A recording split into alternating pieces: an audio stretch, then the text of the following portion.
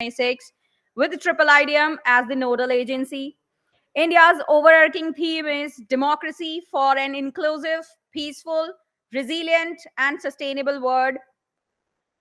There are two identified thematic pillars: reimagining democracy for the future and independent and professional EMBs for sustainable democracy. Well, India's chairship of International IDEA has identified 43 interconnected thematic areas, including 7 for global roadmaps, policy briefs, and tools, 11 for model international electoral standards, and 25 for global best practices and innovations in electoral processes. Let's to talk a little bit about ICDM. IIIDEM, under the aegis of ECI and in partnership with International IDEA, is organizing the International Conference on Democracy and Election Management, as you all are aware of. The conference is structured around overarching theme of India's chairship and the thematic priorities of the chairship.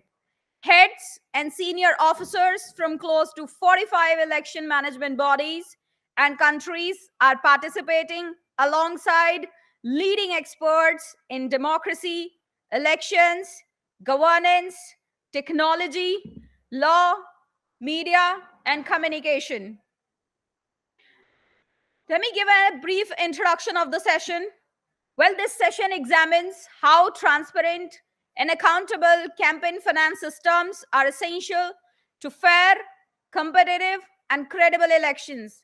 It focuses on how the rules governing political fundraising, spending, reporting, and disclosure directly shape the balance of competition and public trust. The session highlights how clear, enforceable finance regulations reduce the influence of powerful interest, prevent corruption, and ensure that electoral competition is driven by ideas, credibility, and citizen support rather than financial dominance. Let me just introduce the moderator and the entire panelist. Our moderator, Mr. Yashwant Kumar, Chief Electoral Officer, Chhattisgarh. He is an IAS officer of cadre 2007 Chhattisgarh cadre, currently serving as the Chief Electoral Officer of Chhattisgarh since May 2025. He holds a graduation degree in sociology from Patna University, Bihar. With extensive administrative experience, he has served as district magistrate in 4 districts, including the highly Naxal-affected left-wing extremism district of Narayanpur and Bijapur. He has held key roles across various departments, including agriculture, home, registration, rural industries, commerce, and industry, among others. In his current role, he oversees electoral management and reforms in the state, contributing to transparent and efficient election processes. Give a big round of applause to Yashwant Kumar, sir. Now I would like to introduce Ms. Karen Kelly, Head of Corporate Service and Commission, Tagshan, Electoral Commission of Ireland. Ms. Karen Kelly is the Head of Corporate Services, a qualified accountant. She has been a member of the senior management team since the organization's establishment in 2023. She oversees all aspects of governance, finance, human resources, learning, development, communications, and information technology. She has guided the development of inaugural strategy statement while building the organization's capacity and capability during its establishment phase. Give a big round of, she holds a master's in business practice also. Please give a big round of applause for her. Ms. Albina Zendik, the Secretary General, State Electoral Commission of the Republic of Croatia. She has served as Secretary General of State Electoral Commission since 2017. Her professional career began in 1998 in the judiciary branch, where she progressed from court trainee, court counselor to municipality judge. Even during her judicial tenure, She demonstrated keen interest in elections and electoral laws, serving the State Electoral Commission, initially as a legal advisor to the president, then as a deputy secretary general from 2012 and secretary general since 2017. She has authored articles on electoral laws, elections, and supervision of campaign financing. Sorry. Give a big round of applause again for her.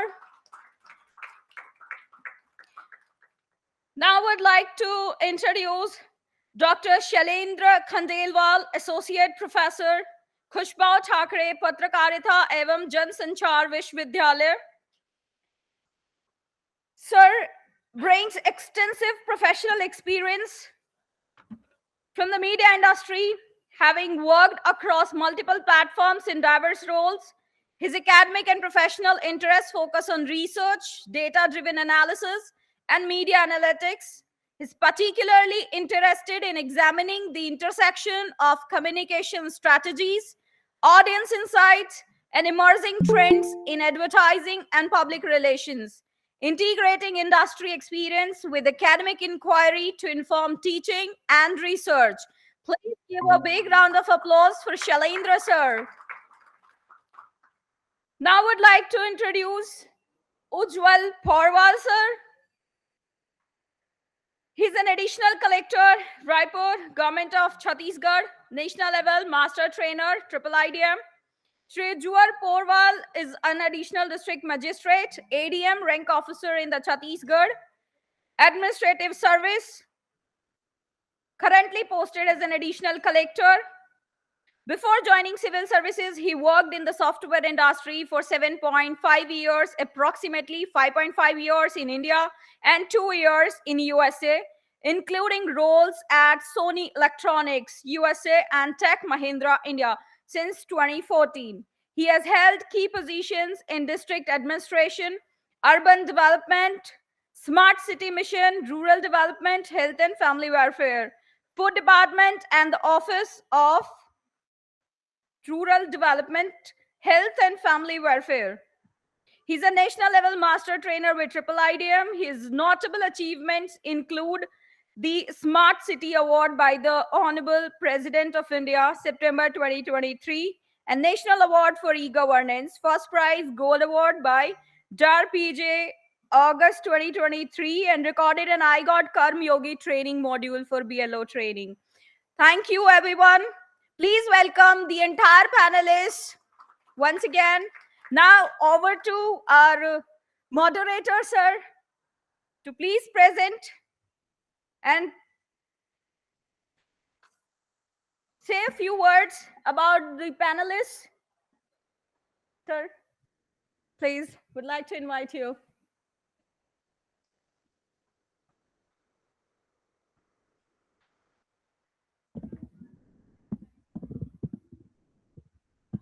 Thank you, Lucky Tagi, ma'am, for introducing so extensively.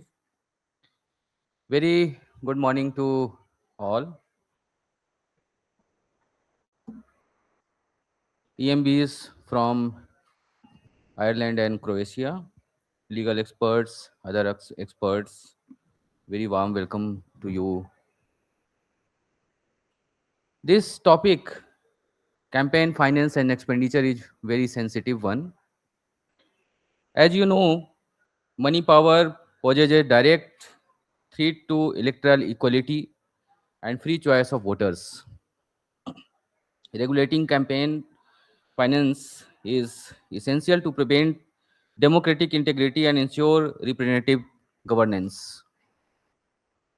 This topic is very dynamic too.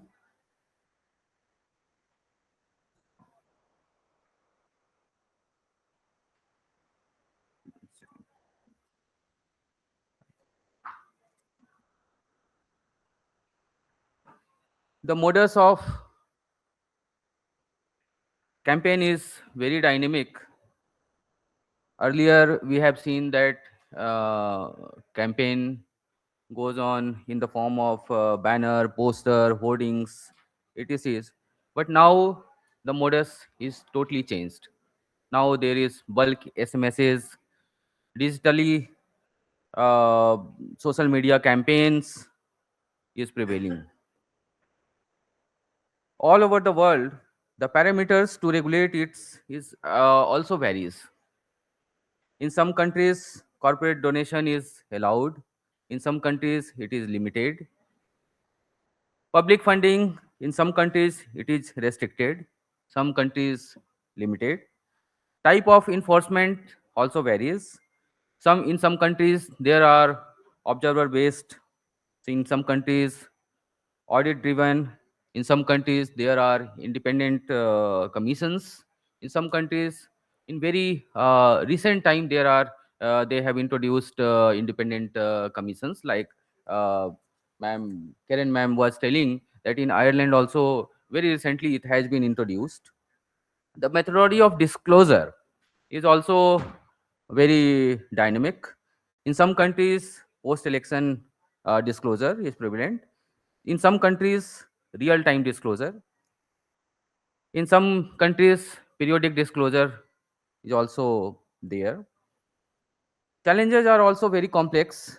Like, if we focus on real time disclosure, it improves compliances.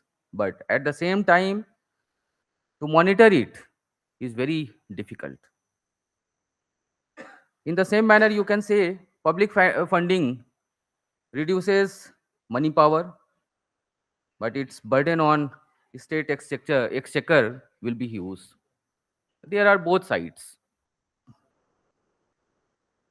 In this context, we will discuss on this topic. Hope this discussion will be very fruitful. As a moderator, I want to clear some points also in the starting, in the start. Uh, for all presentation, please stick to your allotted time. No opinion-based ideas should be given here. We will adhere to facts and figures. Questions will be taken only after presentations. Now, I would like invite our additional CEO, Vilas Desmukh, to present one small PPT for this context setting. Thank you.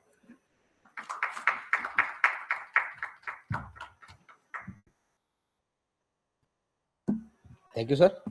Good morning to you all EMBs, dear friends, colleagues, and the participants. As Shiva sir said, this election funding and campaign funding and election, it's very complicated subject. In 70s, if you see in 70s, 80s elections, they were using the candidates, political parties, most of them, they were using muscles and money power. But as system evolves, muscles power in today's social media, it's very difficult. But the money power, still they are using. So our theme is campaign finance and expenditure. What is campaign finance? After declaration of election, even prior to declaration of the election also, what political party does? Campaign finance, they collect the money or their own money. They expend the money. The way of expenditure is, there are different ways they expend. And as a election management body, we regulate it. This is the main thing.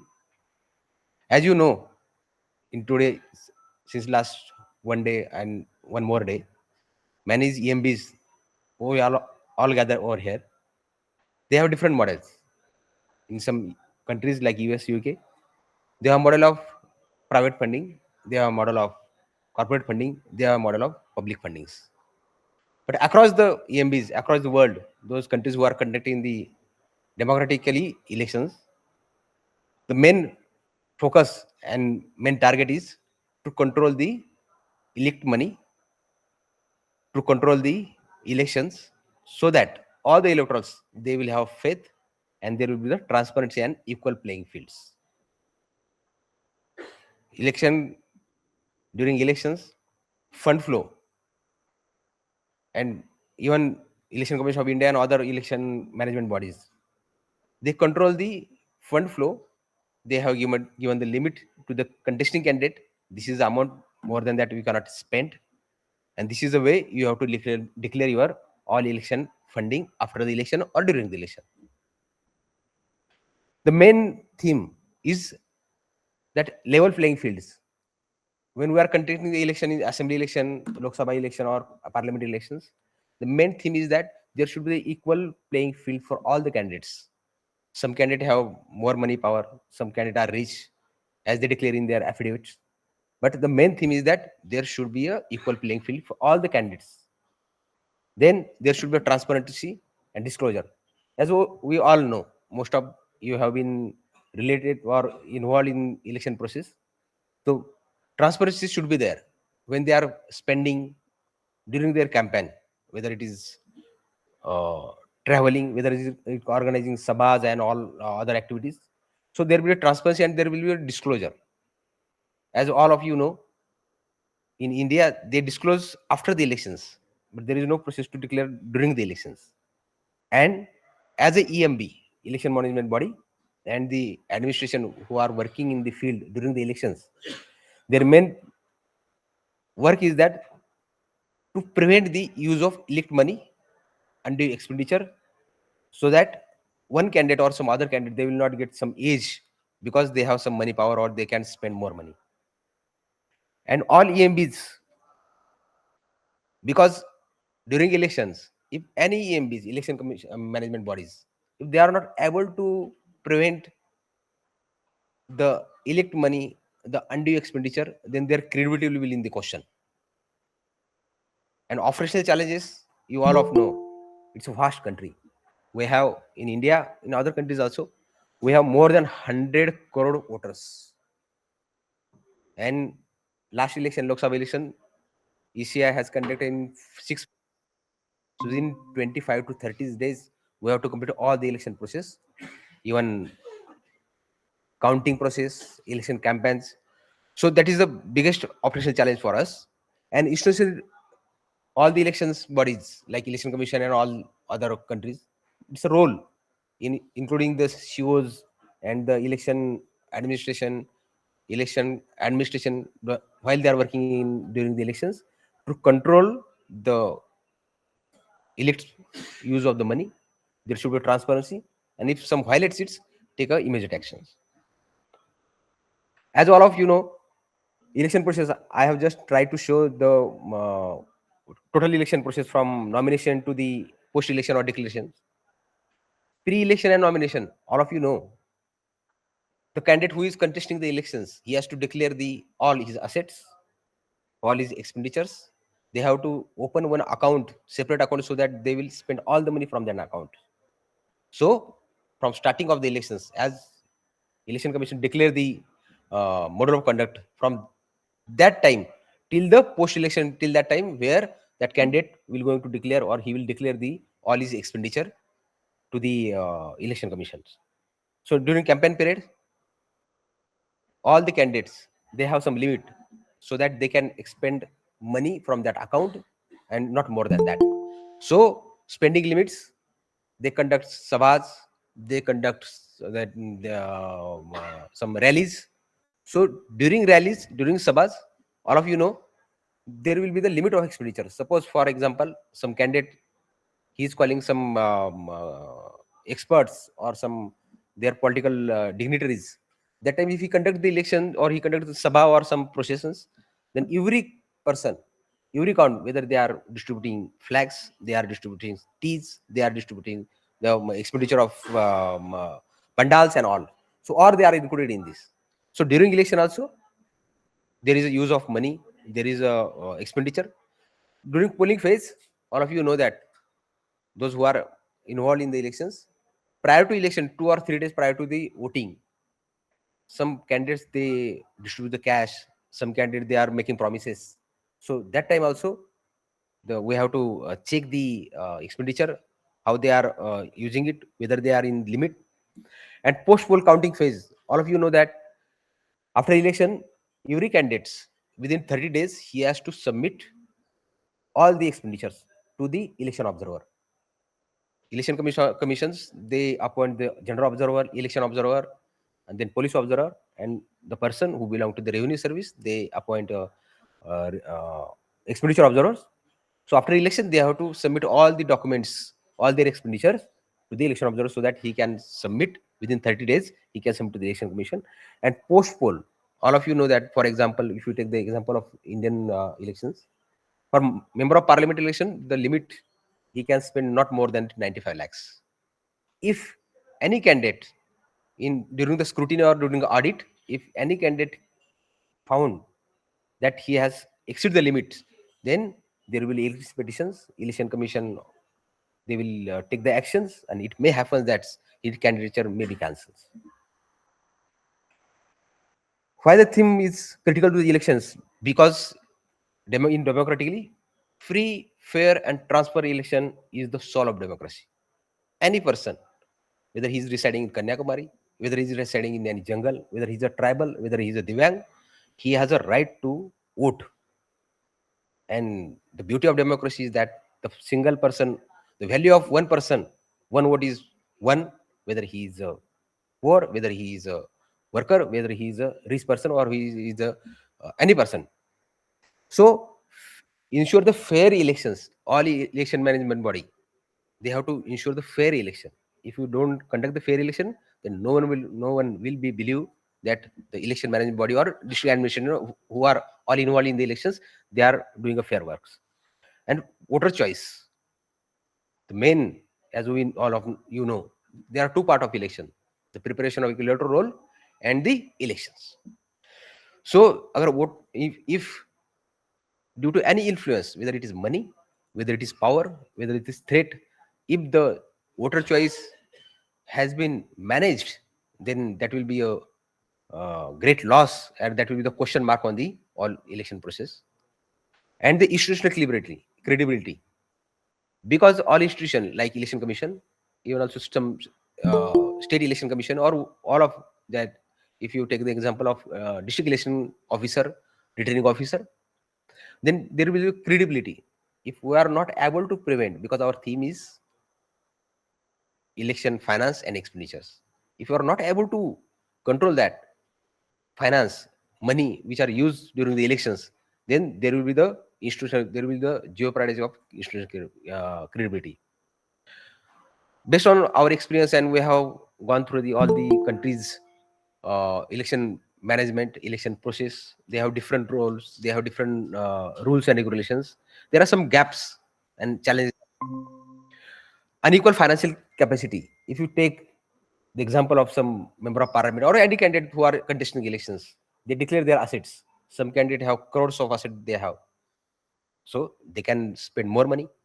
But election commission, they have imposed the limitations of 95, for example, in member of parliament case. Elect and unaccounted spending, all of you know, in last election, Lok Sabha election, if I'm not wrong, some plus minus figure may be there, more than 4,400 crores they have seized the cash. In case of kinds, like distribution of some items, in case of precious metals, in case of liquors, it's huge catch. So unaccounted spending should be controlled. Paid news and digital opacity. It's a this 21st century is the century of communication, revolution of the communications.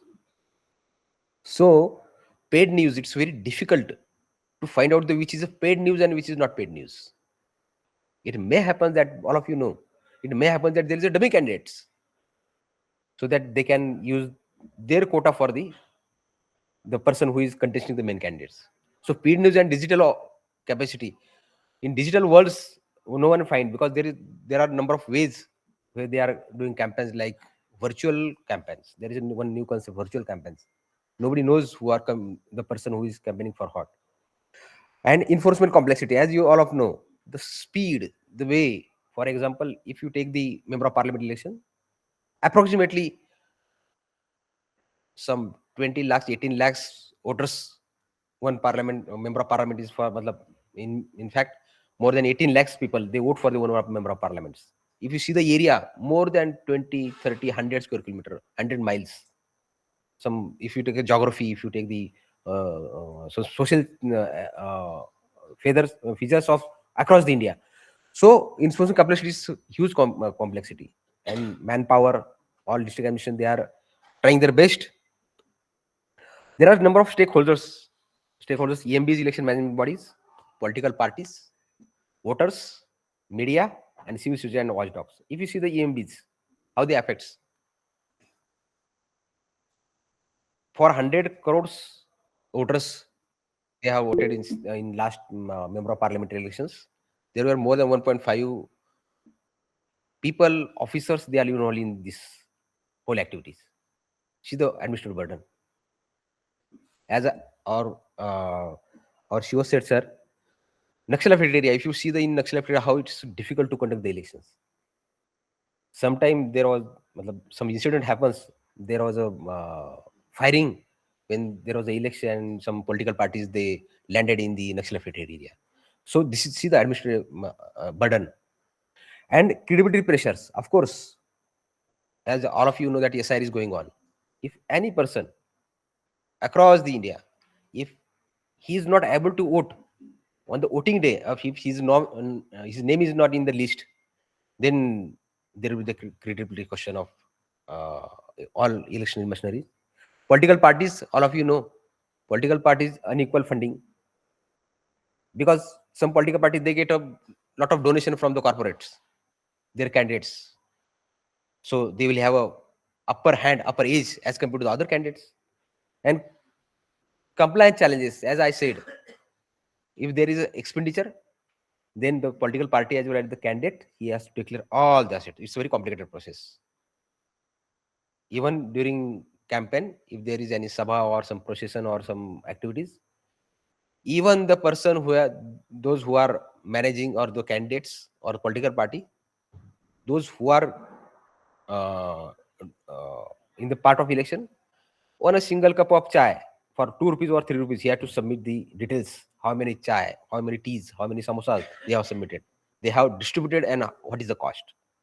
And voters, as you know, voters, the most important thing in last election only, many voters, it's more than 80% across the India, more than 75-80% voters they have voted. But if any voters, he is not able to vote as per his choice and without any influence, if some political party or some section of the society or some worker of the party or any candidates, if he is influencing his opinion, then there will be credibility of the election commissions, election management officers, and all. And if we are not able to control the flow of fund, whether it is in terms of kinds, whether it in terms of cash, whatever, then the people who is the center of all democratic countries as well as the elections, then they will reduce trust. Media, as all of you know, paid news and revenue dependency. There are a number of news which is paid or unpaid, who sponsor what. This is very difficult to trace. Of course, we have media monitoring and control committee. They have their own capacities. They need trainings. But in today's world, it's very difficult to control the, especially social media. Difficult to trace who is sponsoring to which candidates. And civil society watchdogs. See, civil society and all the people those working or they are closely watching total election process. But if you see the data, if any candidate is spending XYZ amount or limit is XYZ amount, the civil society or the common man or the person, when he will get data after election, after 30 days, during election, what will happen? So this is also an important role. And limited reach, that is what I said. Candidates, there is no as such candidate declare the all this asset after the 30 days of elections, and it is online, sometimes physical. So those people who are monitoring, who are watching, or who are studying, or who are then analyzing the whole election process, it's very difficult for them to analysis or to reach some conclusion. Framework of best practices. See, campaign finance and elections expenditures. So innovations, there are a number of tools. For example, we have to citizen participations. Since last 2019 Lok Sabha election, government has introduced C Vigil, vigilant citizens. It's one app. Everyone can download it at real time monitors. In our district, in when I was there, they have a simple person, any person, just download it, just click the photographs, and within 100 minutes, or any person who is on duty, whether it is flying squad, whether it is statics team, or whether it is RO or ARO, they will reach within 100 minutes, and they have taken action. Such more than thousands of complaints they have addressed within 100 minutes. So this is also one innovation. Field experiences, as all of you know that, if you see the example of India, in some part Rajasthan, it's desert area. If you see Himalaya, it's cold one. If you see Chhattisgarh and others, thick forest, some coastal area. So everybody has his own experience. How to conduct the election, how to control. In some area, people distribute the cash. In some area, they don't need the cash. They are very honest. It's a depend on the state to states. And while elections, we conduct the Lok Sabha election or parliamentary election for within one period of continuous 6 or 7 phase. But every year, 2 or 3 assembly elections, just like this year, 4 states they are going to there will be elections. So across the learning, we learn from each other. We talk to CEO West Bengal, we talk to CEO. Some my batchmate will be there. Then some person from Rajasthan will say, "Arey, what's going on? How to control all these things?" So we learn from them. And the model standards, there is no as such a single model where we can control the election expenditure or finance or the trail of money, or you take more than that. Vilas, But there should be, Vilas, it's 9 minutes already. okay, Please. there yes sir, there are a number of guarantees. For example, there should be a model. Next, see global pattern. If you see election expenditure or use of the money, it's not only in one problem of one countries, it's across the world. If you see method, rules and acts in India, in US, in UK, there are acts. As example of India, we are conducting election as per the Representative of People Act 1951. There are number of spending and donations. Like some countries they have a strict control on the donations. Some countries they have allowed the personal donation as well as the corporate donation. So they have different model. Oversight authority, Election Commission of India, some other country like Ireland, SIPO in Ireland, Chile, and UK is there, though their election commissions. And technical advancement adopted, as I said, declaration of, as I said, just C-Vigil, ESMS, Electoral Seizure Management System. This is also one very good app and system introduced by the Election Commission of India. So technical advancement, they have adopted different technologies like declaration of expenditure during election as well as after election. Next challenges we have, of course, there is no single model, but we have operational challenges as well as technical challenges. Third party and independent spending. No one can, as I said, dummy candidates. Third party, the person will sponsor some candidate, will not able to trace it because it's a huge one. Every year, every day, number of newspaper, number of electronic media, they are spreading or they are advertising many things, but it's very difficult to trace it. Emerging campaign techniques, as I said, AI. It's big in future. There will be big challenge of AI. Nobody will know, and for that purpose, we have to even prepare. We have to train our staff. We have to find out how to use the AI. Disclosure timing, as I said, after election, all the candidates disclosure. But in some countries, they have system to disclosure all the expenditure during election also. And enforcement capacities. Of course, election commission, all the election management body, they train their officers. But as I said, media management and controlling committee in districts, we have to train them how to find it, how to act it. So how it's affect the electoral administrations? All of you know that operational priority prior to this online monitoring of election expenditure and all. So we are using flying squad, real time monitoring during the election, though the CCTVs, and administrative innovations. like C-Vigil, ESMS, and public trust factor. During election, if you get any complaint and if you act on it within 100 minutes, public trust will be there. They will come forward that something is going on, something is distributing, someone is distributing something. So it's at the time of, but it's a very good app. It's based on the coordinate based, and within 100 minutes, and the report will go to that person.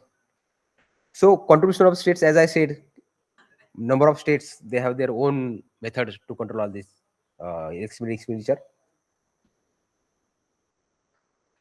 Practitioner learnings as operational learning, as all of you know, flying squad, static surveillance teams, institutional learning, election commission, and this is one, the best example is C vigils, because based on their experience in 2019, they have introduced C vigils. Voter face learning, as voters they are main stakeholders, so they also learn. And strategic learning, as all of you know that prevention is better than cure. After punishment, and then the person will declare it's better to prevent it. In short, all of we are here, election commission and across the election management body. Why we are here? To conduct free, fair, and transparent elections. Any person, whether it is poor, whether he is a worker, whether he is a businessman, the person who is eligible, he must be registered as a voters. And while voting, he must be vote without any hurdle, without any influence. So the heart of expenditure, election campaign finance and expenditure, that of electoral integrity is ensure fairness, transparency, and public trust. And most important thing is coordination between the departments, citizen, voters, and election management body. As I said, there is no single model which is foolproof, 100 proof. As in science, it says that there is no perfect 100% black body. So there is no 100% or watertight system, so that there will be no infiltration or something. So we have to learn from each other. And as I said, future will be the digital world. How to and how we can control the finance? How can we increase the trust of voters in election process? So this is our challenge. Thank you all. You have listened me silently, and thank you. Jai Hind, Jai Bharat. Thank you, sir, for outlining the institutional architecture and practicing practical nuances from the Indian experience. Now, building on this foundation, we now pivot to a comparative international perspective. Now, I would like to invite Ms. Karen Kelly from the Electoral Commission of Ireland to share how Ireland approaches political funding, disclosure norms, and compliance, particularly in balancing transparency with administrative feasibility. Thank you.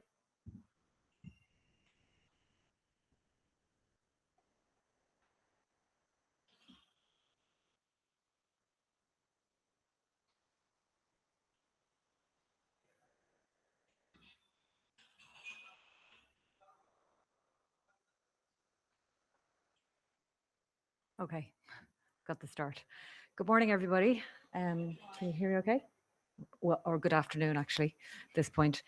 I just want to, before I start, thank the team from Chattisgar for the most wonderful hospitality all week. It's been amazing. I've been blown away, so thank you very much. So a little bit of a deeper dive into campaign financing in Ireland. So in Transparency International's 2024 Corruption Perceptions Index, Ireland ranked joint 10th in the world with Iceland and Australia with a score of 77. This marks quite a bit of progress since the late 20th century.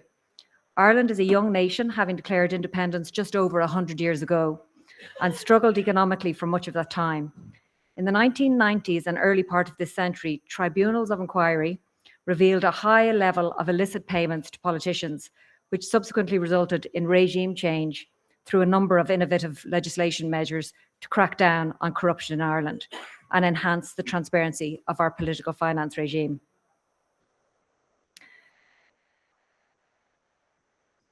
The current regime, this is depicted here in a table. The regulation of campaign finance in Ireland is centred on candidates with limits of donations on expenditure. Political parties receive public funding on a proportional basis to their electoral outcomes and parliamentary seat share. Foreign donations are completely prohibited. Donations can only be made by Irish citizens, and donations can be made to candidates up to a maximum of €1,000 and to political parties to a maximum of €2,500. The Electoral Commission in Ireland is nearly 3 years old. We've been tasked with an overall review of campaign finance law in Ireland, and it is intended that we ultimately take over these regulatory functions. As was pointed out in the previous presentation, it is a separate body to ourselves, to the Electoral Commission in Ireland, called the Standards in Public Office, that currently regulates it. So we will be taking that over towards the end of next year, 2027. So we're at a critical stage of that review where we must ask ourselves, what kind of a regulator do we want to be? Is it zero tolerance enforcer or a body that tries to encourage compliance? One of the more unique aspects of the campaign finance regime in Ireland is in how it not only applies to political parties but to civil society.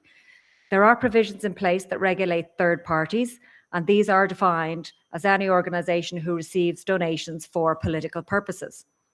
Political purposes is very widely defined. The definition extends beyond electoral events to any activity that either directly or indirectly may influence a government policy. An extremely wide definition that could encompass the activity of many non-governmental organisations and civil society groups. There is a tension around who should be monitoring civil society. Is it for charity regulators or election authorities? As it stands in Ireland currently, NGOs are mired in confusion, cannot accept foreign donations, and are bound by strict limits, which they complain restricts their legitimate activities. On the other hand, there are very real concerns that it is through infiltration of civil society that Ireland institutions could become vulnerable. It is this particular aspect of our political finance laws that have triggered calls for an overview for over a decade, which the Electoral Commission is now undertaking. But while the calls for such a review came out of concerns for civil society, the review is being conducted at a time when there are now many more challenges for democracy generally.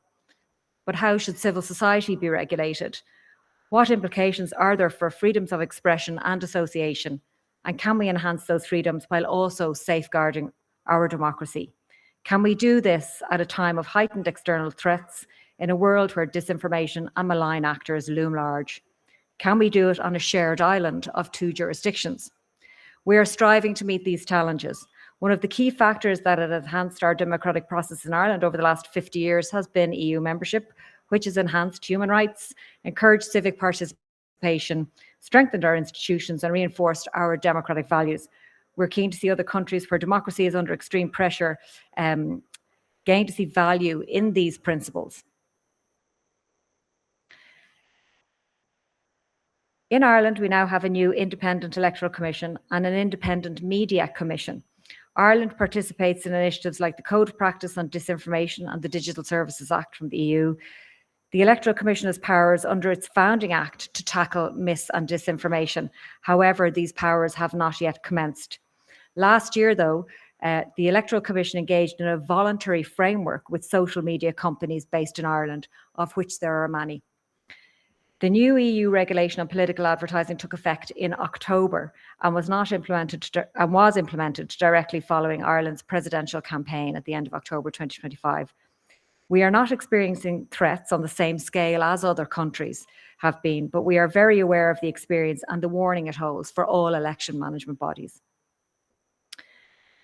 Ireland's particular history means that we are an island of 2 jurisdictions, where Northern Ireland is part of the United Kingdom and UK electoral law applies. There are some political parties who are active in both jurisdictions and have been accused of taking advantage of the dichotomy of laws to their own financial advantage. One political party has also fundraising organisations in the US. This is something that has been carefully monitored and will be considered in the review. Arguably, this loophole will fall under measures to guard against foreign interference and external actors generally, but it also highlights where there may be an overlap between foreign and domestic threats. The challenges are immense. However, here's what the data shows. While we are still in our infancy, the Electoral Commission has coordinated the first longitudinal study of voter behaviour in Ireland, the National Election and Democracy Study, or NEDS for short.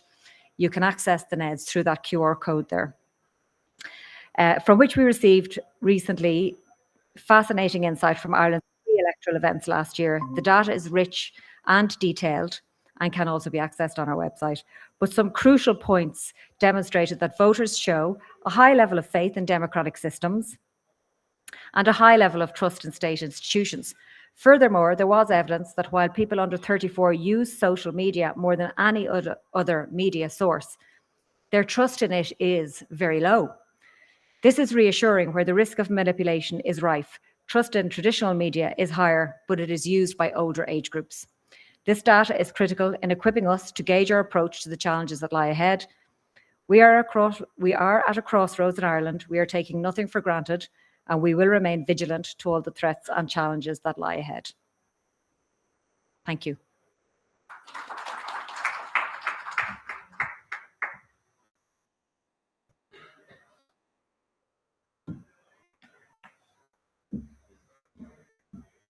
Thank you so much, ma'am.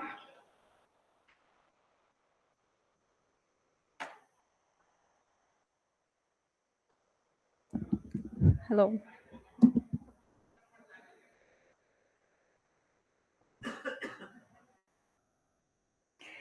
Now,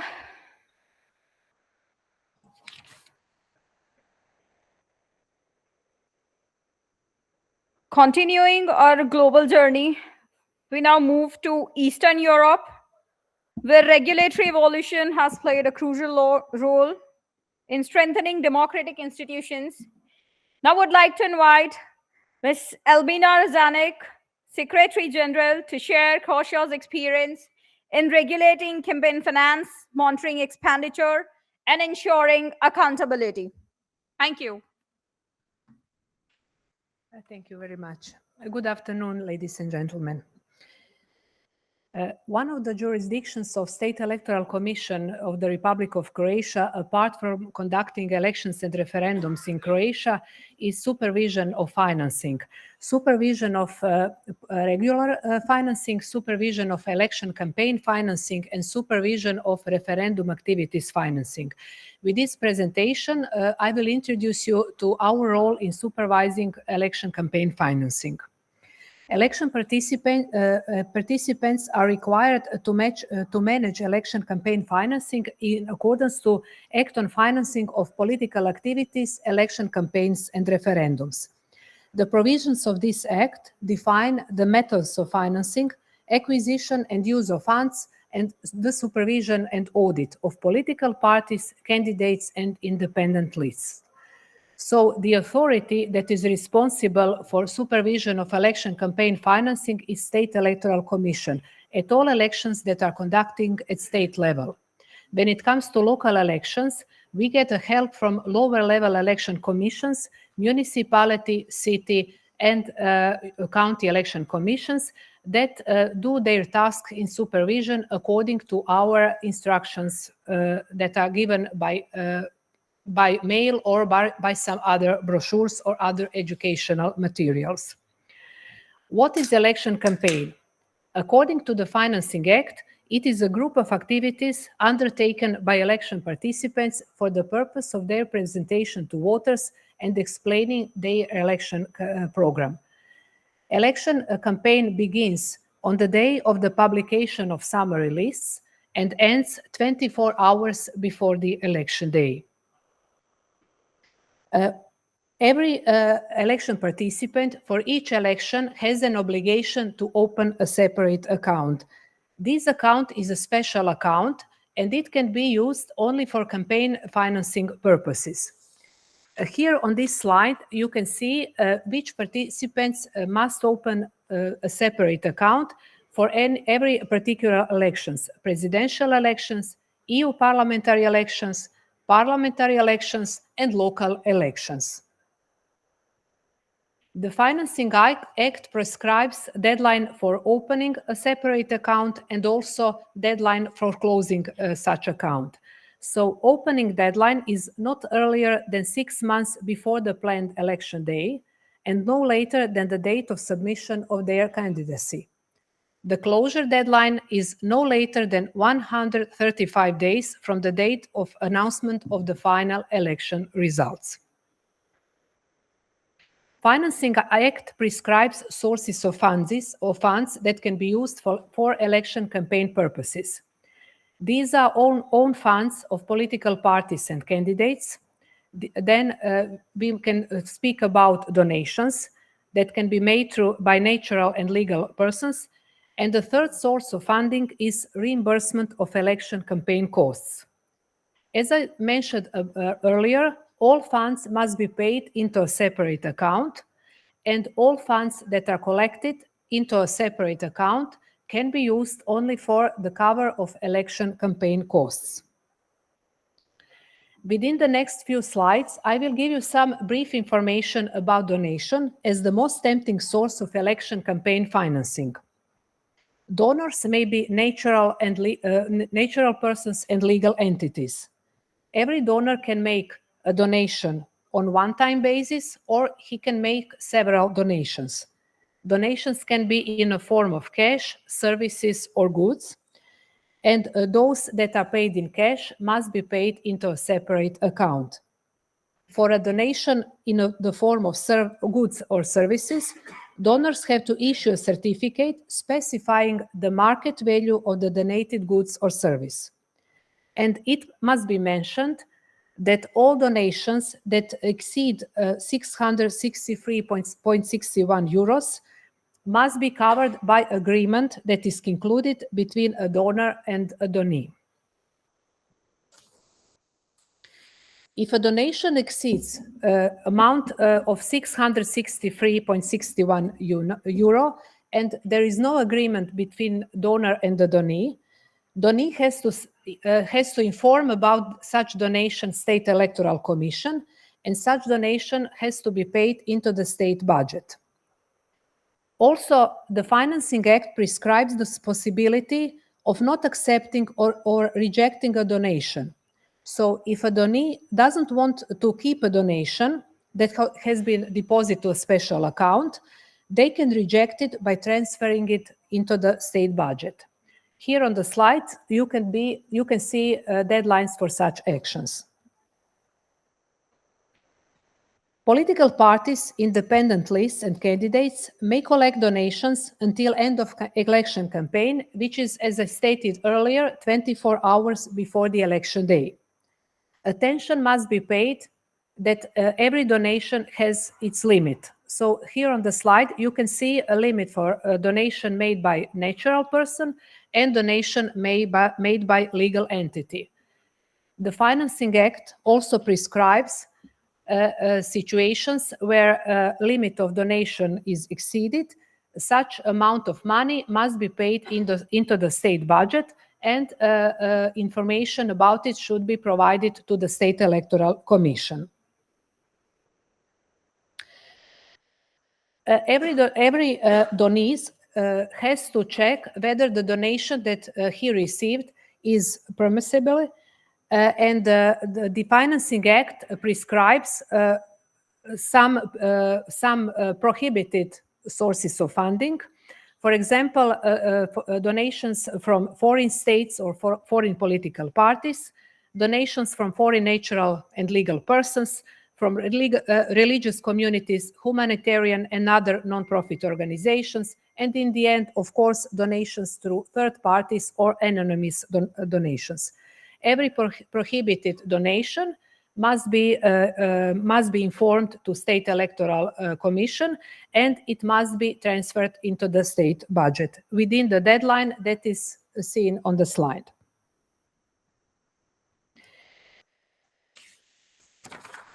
Every election participant must submit a financial report to the State Electoral Commission. Financial reports are submitted to the State Electoral Commission through the Financial Control Information System. It is a system that is active since the Financing Act 2019, and it has a great beneficiary in making such financial reports transparent. I will explain it later during the presentation. Apart from submitting financial reports through the Financial Control Information System, every election participant must permanently keep the original financial reports and on the request of State Electoral Commission or State Audit Office, such election participant must give the reports to be seen. State Electoral Commission is required to publish all financial reports on its website, and it is good to mention that financial reports are publicly available in a machine-readable and open format, and they can be searchable by various parameters. There are two deadlines for submitting financial report by election participants. One is 7 days prior to the election day, and the other is 30 days after the election day. Here on the slide, you can see what kind of reports must be submitted by election participants. After the State Electoral Commission receive the financial reports through this system, then we start supervision of election campaign financing. Apart from the financial reports that are submitted through the system, we can ask election participants to submit other data or other information. We can also ask banks to provide us all bank transactions of some election campaign participants if necessary. The Financing Act prescribes limitation of election campaign costs. As you can see on the slide, it varies from elections to elections. So candidates at presidential elections can spend a little bit more than €1 million for election campaign, while political parties or independent lists at parliamentary election can spend about €200,000 within a single constituency.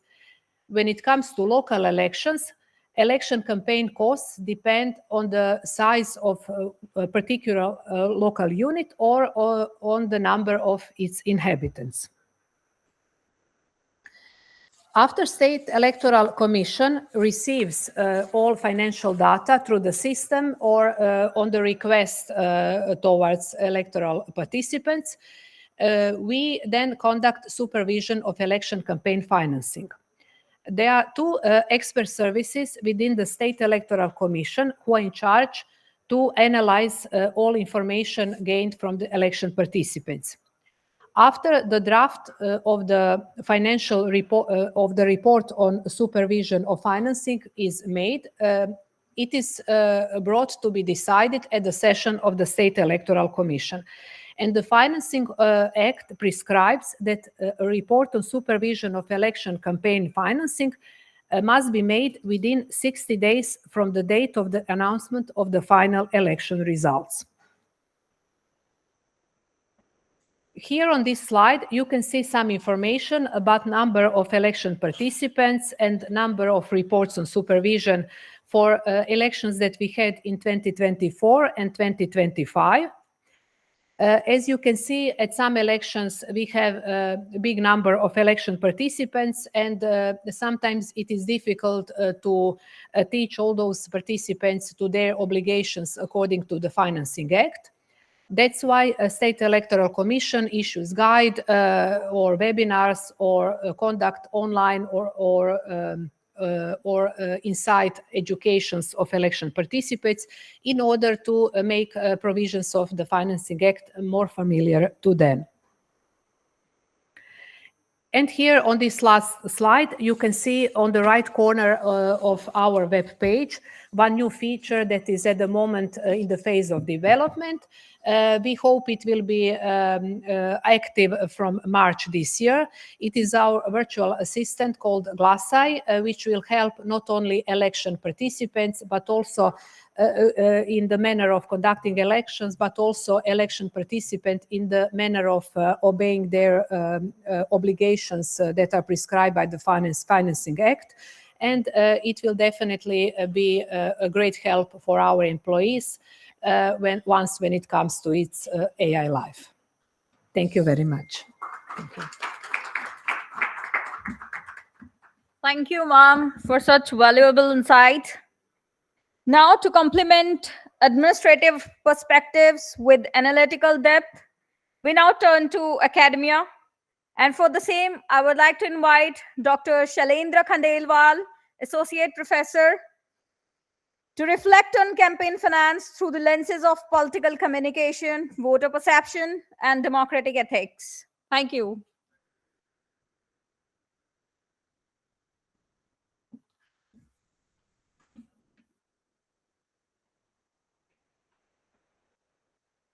Election campaign expenditures. Media reports and election studies clearly shows that election campaign are becoming more expensive every year. According to the Center for Media Studies, the reports published by the Hindu and the Indian Express, total spending in the 2024 Lok Sabha elections crossed rupees 1 lakh crore, far higher than the official expenditure limits. Accordingly, cost of a single vote in India has around 1,400. Why this theme is matter? Because prevent money transactions which influence voters to stop weakens democratic fairness, free and fair elections, protect the principle of free and fair elections, reduces corruption and misuse of powers. The key challenges are cash-based transactions, spending by supporters and third parties, paid news, digital and influencer campaigning, widespread use of cash, gifts, liquor, and free wise to influences voters, supporters, and third-party groups, spending money on behalf of candidates, under-reporting of digital expenses, including social media, ads, influencer promotions, and online content. These practices create a wide gap between declared expenses and actual spending, making enforcement difficult. Global trends and emerging patterns. The key facts are digital system is already followed in Brazil, where digital platforms are legally responsible for transparency. UK, strong post-election scrutiny, legal responsibility of digital platform. CMS estimate rupees 1 lakh crore spends in 2024 Lok Sabha elections. Official limits is rupees 75 lakhs to 95 lakhs per candidate. Actual spending often 3.5 times higher. Our best practices are expenditure observers in each Lok Sabha, paid news monitoring system, expert-based media scrutiny, flying squad and surveillance team, C-Vigil app for citizens' complaints, ESMS, election seizure management system, reporting on seizures made on field, more than 8,000 crore reported during Lok Sabha election 2024. Recommendations: single digital election wallet for each candidate, registration of political influencers, public dashboard showing live campaign expenditure, digital platform legally accountable, strong control on digital campaign spendings, digital advertisement, social media promotions, and influencer campaigns should be treated as official election expenses. All political advertisement and platforms such as Facebook, Google, YouTube, and Instagram should clearly display who paid for the advertisement and how much money was spent duration of this advertisement. This system is already followed in Brazil, where digital platforms are legally responsible for transparency. Artificial intelligence can significantly strengthen election monitoring. AI-based tool can help the election commissions by detecting paid news in newspapers and televisions, identifying hidden and surrogate political advertisement on social media, tracking repeated political content across multiple platforms. AI reduces dependence on manual checks and help detect violation faster and more accuracy. Regulation of influencers and third parties. Political influencers, PR agencies, and third party campaigners should be registered with the Election Commission, required to declare payment received, held accountable for misleading or bad political content. This will close one of the biggest loopholes in modern election spending, reducing the need for big money in elections. To reduce dependence on illegal spending, India can consider providing free basic digital campaign facilities to all the candidates, allowing limited public funding or free media time, running voter